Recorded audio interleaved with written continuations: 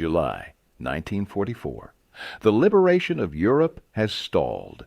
While the invasion beaches of Normandy are secure, the Allied advance has ground to a bloody, suffocating halt in the hedgerows. This is the Bocage country, a chaotic patchwork of sunken roads and earthen berms topped with ancient, tangled thickets.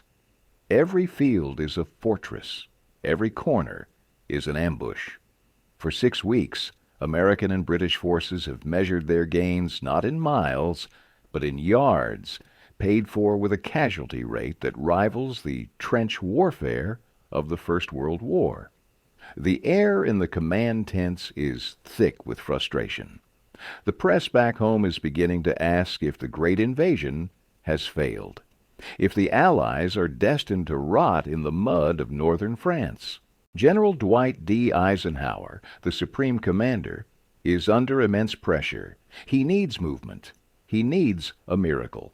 And sitting on the sidelines, pacing like a caged tiger, is the one man who can give him both, but he is also the one man Eisenhower is terrified to unleash. General George S. Patton. At this moment, the most feared combat commander in the American Army is commanding nothing but a phantom force. He is the decoy, the head of the 1st United States Army Group, a fake army designed to fool the Germans into thinking the real invasion is coming at Pas-de-Calais. Patton is in purgatory. He is watching lesser men struggle to take ground while his Third Army sits idle in England. He writes in his diary, desperate and angry, believing that destiny is passing him by, but the stalemate in the hedgerows is about to break. Eisenhower realizes that the methodical, slow-grinding tactics of the past month will bleed his armies dry. He needs a sledgehammer, and he needs speed. On August 1st, 1944, the Phantom Army becomes real. The leash is taken off. And George Patton steps onto the soil of France, not to hold the line, but to rewrite the very definition of modern warfare. When the Third Army finally roars to life, it doesn't just advance, it explodes. The plan, Operation Cobra, is designed to punch a hole in the German lines, but what Patton does with that hole shocks even his own superiors. While other commanders are obsessed with securing their flanks and maintaining supply lines, Patton gives an order that sounds like madness to the military strategists of the day. Forget the flanks. He tells his commanders that he doesn't care if the enemy is behind him, beside him, or all around him. He intends to move so fast that the Germans won't know where the front line is, because they will be too busy running for their lives. This is the beginning of the Great Swan, a race across France that defies logistical logic.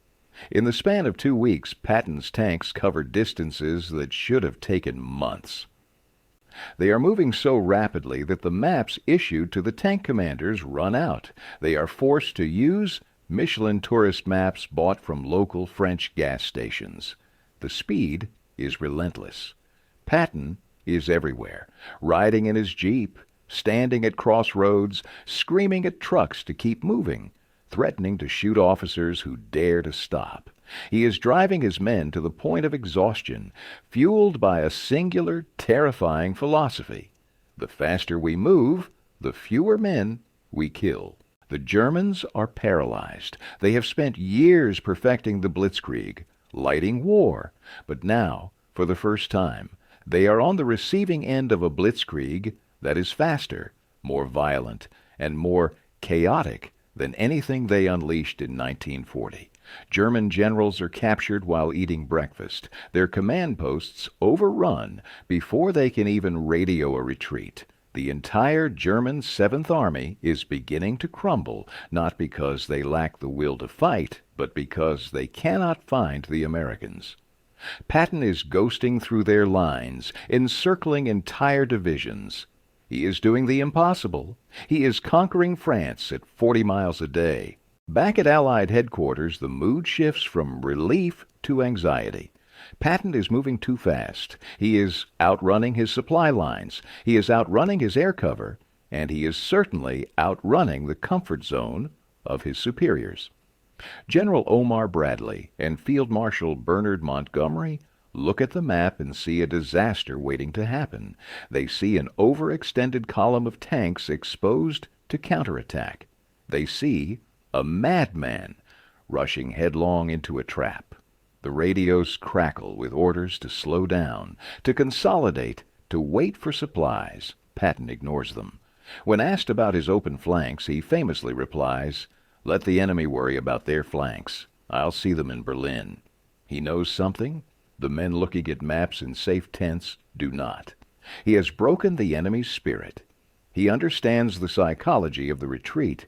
He knows that if he stops for even an hour, the Germans will dig in, reorganize, and the war will drag on for another year. He is trading safety for time, gambling the lives of 200,000 men on the belief that audacity is the ultimate armor. The climax of this frantic drive comes as the Third Army swings south and then east, effectively hooking around the entire German force in Normandy. The Falaise pocket begins to form. It is a killing ground. Patton is ready to close the trap, to annihilate the German army in the West completely. Although politics and caution eventually force him to halt, allowing some Germans to escape, the damage is done. The road to Paris is open. The road to the Rhine is open. The world is stunned. In mere weeks, the stalemate of the hedgerows has vanished, replaced by a liberating whirlwind. It is amidst this whirlwind of dust, diesel, and victory that Winston Churchill arrives in France. The British Prime Minister is a man of history. He has seen the cavalry charges of the 19th century, the trench stalemate of the First World War, and the humiliation of Dunkirk in 1940. He remembers vividly when the German panzers swept across France in weeks, a feat the world thought impossible to replicate. He comes to the front not just as a politician, but as an old soldier needing to see with his own eyes the machine that has turned the tide of the war. Churchill is driven through the liberated towns, past the wreckage of German convoys that were caught by Patton's air support. He sees the American columns, miles long, dusty, unshaven, and victorious.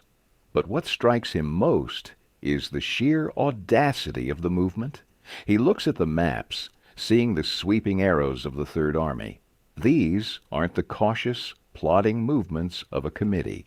They are the strokes of an artist, a master of violence.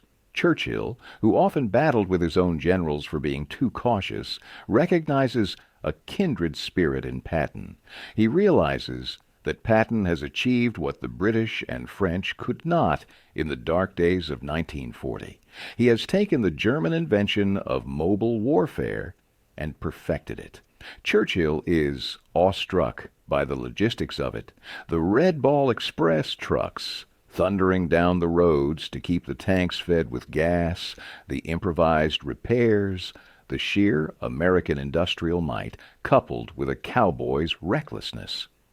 It is a vindication of everything Churchill believed about the soft underbelly of the enemy, that once the shell was cracked, the collapse would be total. The meeting of minds and the verdict of the Prime Minister comes as the dust settles on the race to the Seine. Churchill, reflecting on the speed of the advance, makes a statement that echoes through the halls of history. He does not mince words. He looks at the map, at the liberation of Paris, and the reach toward Germany, and he declares this movement one of the greatest advances in military history. But his private sentiments go deeper. In conversations with his staff and with Eisenhower, Churchill compares Patton's drive directly to the German successes of the early war, but with a crucial distinction. He notes that Patton did it faster against a dug-in enemy and across terrain that was supposed to favor the defender. To Churchill, Patton had effectively out-Germaned the Germans. He marveled at the risk. He famously remarked on the splendid nature of the American advance, calling it a sword thrust into the heart of the enemy. For a man like Churchill, whose rhetoric was the heartbeat of the Allied resistance, to acknowledge this American feat was profound. He saw in Patton's impossible run the validation of the offensive spirit. He recognized that while Eisenhower was the manager of the war and Montgomery was the careful architect, Patton was the sword. Churchill's praise was the ultimate seal of approval from the old world to the new. He admitted that the sheer ferocity of the Third Army had done in weeks what he feared would take years. As the summer of 1944 turned into autumn, the Third Army eventually ran out of fuel, halted not by the Germans, but by the limitations of supply lines that simply could not keep up with Patton's ambition. But the impossible had already been done. France was free. The myth of German invincibility was shattered in the ditches of the Bocage and on the open roads to the Seine. The relationship between the erratic, poetic, violent American general and the stoic, eloquent British Prime Minister remains one of the fascinating footnotes of the war. They were both men of the 19th century fighting a 20th century war, both believers in destiny and both difficult, impossible men who were exactly what the free world needed. When we look back at the maps of August 1944, we don't just see arrows and troop movements. We see a gamble. We see a moment where the safe choice was rejected in favor of the bold one. Churchill's recognition of that feat serves as a reminder. History is not made by the cautious. It is made by those who are willing to drive off the map, to ignore the flanks, and to believe that the impossible is just a problem waiting for enough speed to solve.